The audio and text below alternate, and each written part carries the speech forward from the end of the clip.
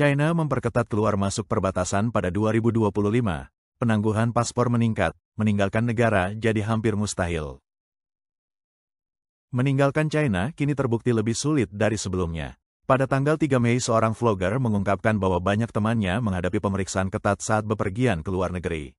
Di provinsi seperti Fujian, Jiangxi, Henan, dan Hunan, pihak berwenang telah memperketat kebijakan paspor.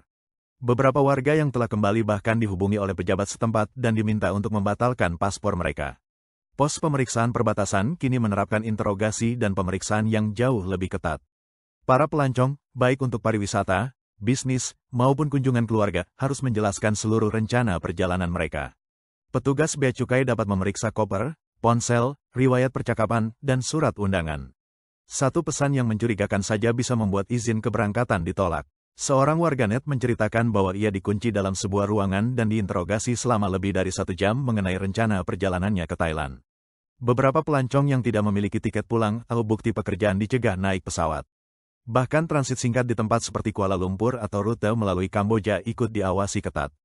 Seorang pengguna menyesali keputusannya yang tidak ikut pergi bersama kerabat beberapa tahun lalu. Lainnya menyesal menolak undangan untuk berimigrasi ke Jepang. Seorang komentator menulis, "Sekarang mereka takut kamu tidak akan kembali." Seorang YouTuber membagikan kisah tentang temannya yang ditahan setelah petugas menemukan pesan terkait studi di Asia Tenggara dan pekerjaan di Jepang. Meski memiliki visa dan tiket yang sah, pihak berwenang menganggap tujuannya adalah melarikan diri, bukan sekadar turisme. Apa yang mendorong tindakan ini? Beberapa mengatakan ini tentang pengendalian imigrasi dan pengurangan kejahatan lintas batas. Namun banyak warganet berpendapat bahwa ini semata-mata untuk mencegah eksodus massal. Setelah pandemi, banyak warga China memasuki AS secara ilegal melalui Amerika Tengah dan Selatan. Pada tahun fiskal 2023 saja, lebih dari 24.000 warga negara China menempuh jalur ini, jauh lebih banyak dari total selama 1 dekade sebelumnya. Dari Oktober tahun 2022 hingga April tahun 2023, lebih dari 6.500 ditangkap di perbatasan AS Meksiko, peningkatan 15 kali lipat dibanding tahun sebelumnya. Banyak dari mereka adalah profesional bergaji tinggi yang melarikan diri dari penindasan politik. Setelah Donald Trump kembali menjabat dan memperketat penindakan terhadap imigrasi ilegal, sebagian migran China mengalihkan jalur ke Eropa menggunakan rute Balkan melalui Turki, Yunani, atau Bulgaria. Para vlogger kini menggambarkan eksodus putus asa, anak-anak, orang tua, bahkan lansia berusia 99 tahun pun berusaha melarikan diri. Laporan tahun 2023 dari Safeward Defenders, yang mengutip data PBB, menyatakan bahwa sejak Xi Jinping berkuasa, lebih dari 1 juta warga China telah mengajukan suaka, lebih banyak dari selama masa jabatan Hu Jintao. Lonjakan pencari suaka mencerminkan meningkatnya otoritarianisme dan ketakutan di bawah rezim Xi. Sejak April tahun 2024, Kementerian Keamanan Negara China secara resmi memperluas kewenangannya untuk memeriksa perangkat elektronik pribadi di perbatasan, berlaku bagi warga negara China maupun warga asing.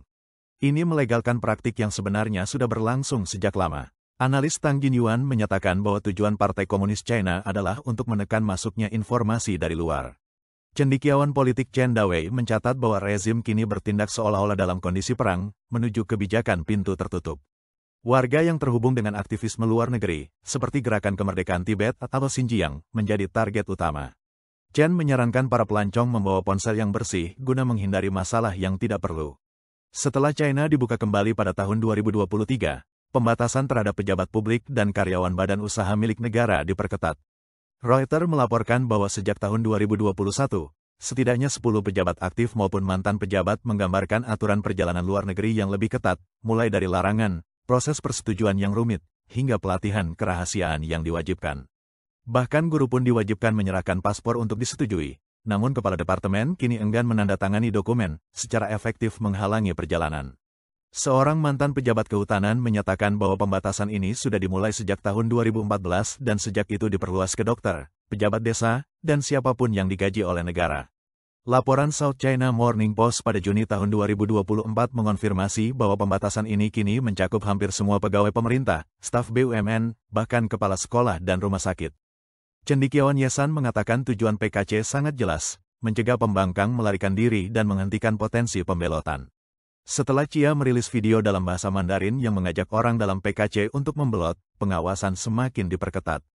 Mantan jurnalis Zhao Lanjian menyebutkan 4 kelompok yang paling mungkin membelot, pejabat tersingkir yang menyimpan rahasia, pekerja muda teknologi yang bekerja di bidang pengawasan dan kecerdasan buatan, diplomat dan eksekutif BUMN di luar negeri, serta aparat internal dari keamanan negara dan kepolisian. Masing-masing memiliki motif, baik karena hati nurani, paparan terhadap dunia luar, atau ketakutan menjadi korban dalam keruntuhan PKC.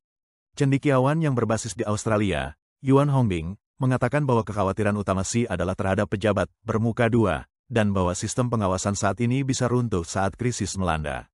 Yuan memperingatkan, semua kondisi untuk perubahan sudah ada. Kini kita hanya menunggu momen sejarah itu tiba.